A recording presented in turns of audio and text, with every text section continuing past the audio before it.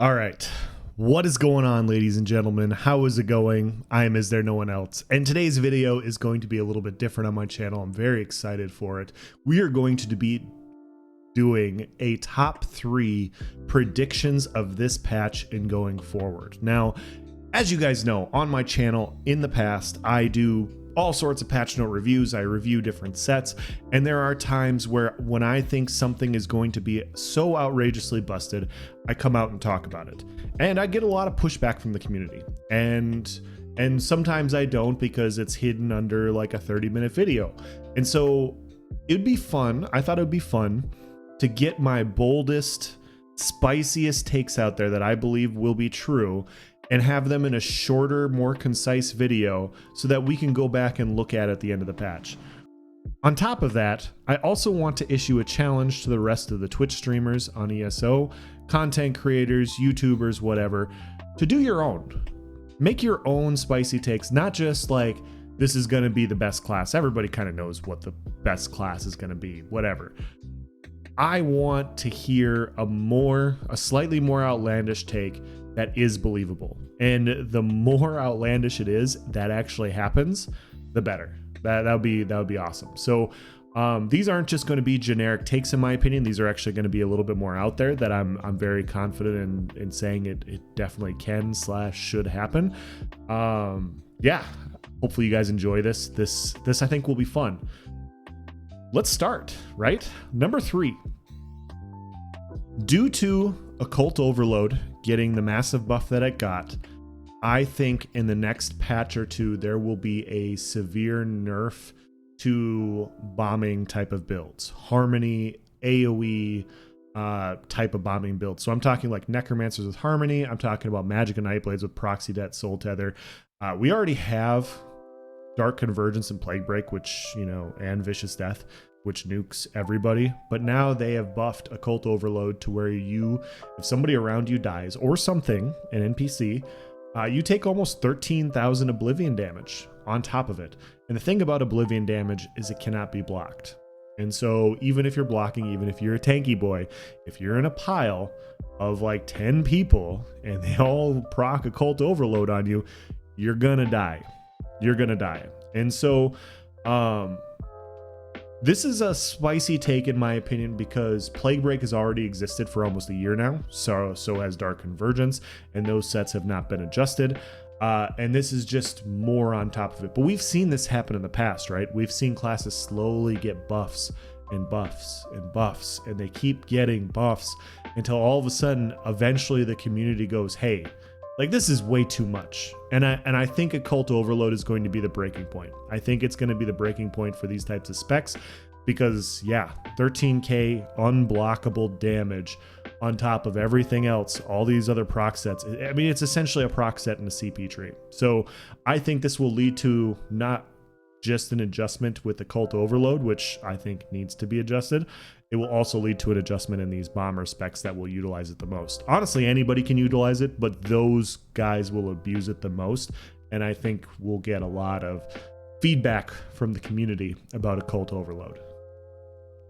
Number 2, I believe that the Sea Serpent's Ring, by the end of the year, so right before 2023, barring a new mythic set coming out. So if a new mythic set comes out like this next patch that I think is stronger, barring that, I believe by the end of the year, Sea Serpent will not only be one of the most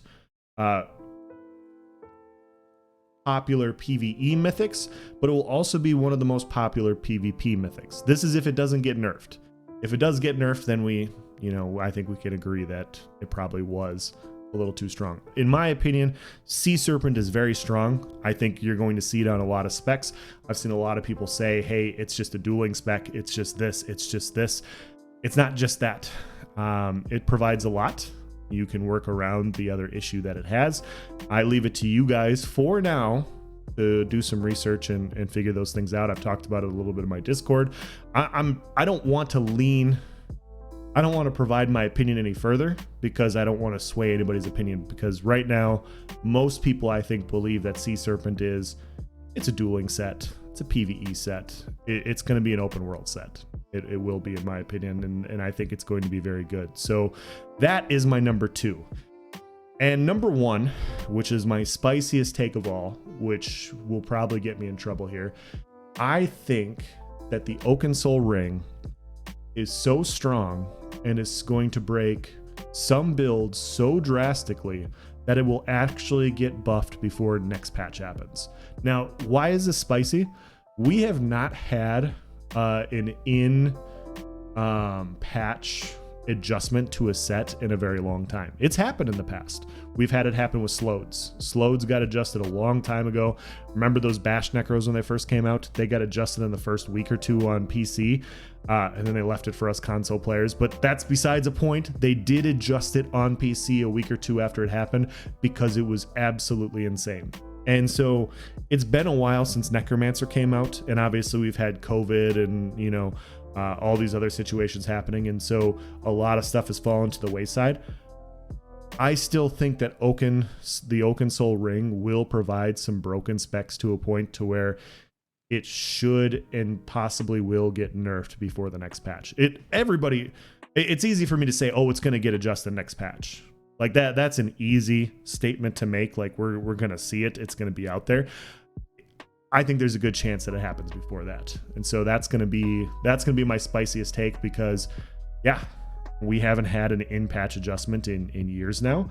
And there's a good chance that I'm going way out on a limb here. Like I am a hefty underdog to be making a bet like this, but that's why we got spicy takes, guys. That's why I'm making it. I'm going out on a limb. This is my conviction. This is my belief after looking at things and looking to test things. And yeah, that's okay. We're going to end this video here. We're going to keep it short and sweet to the point.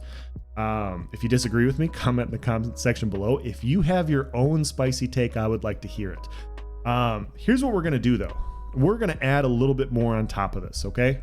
I am so confident in this that if I go 0 for 3, I will donate $50 to St. Jude's. I'll do it anyways, but let's just make a bet, right? And I will donate, let's say I'll donate $50 to St. Jude's regardless. If I get one wrong, I'll donate 50. If I go 0 for 3, I'll donate 100. I'm not rolling in the big bucks right in here on YouTube, guys. Like, I'm just not. I'll do a small donation and bet, and you know, if this generates steam, maybe we'll make bigger bets down the line. But yeah, $50 if I get one wrong, $100 if I go 0 for 3. You guys can hold me to it. I'll provide a screenshot on my community wall showing that I made this donation to St. Jude's, whatever. It's win-win. If I'm right and I go 3 for 3, I'm right. And it's out there on video. If I'm wrong, get it, donate money to charity. So yeah, that's what we're gonna do. And like I said, doesn't have to be just for me. Your favorite content creators, Twitch streamers, go ahead. Well, let's see what we got here. Let's see what the community thinks. I think it'll be fun. Thank you for watching, guys. Have a nice day.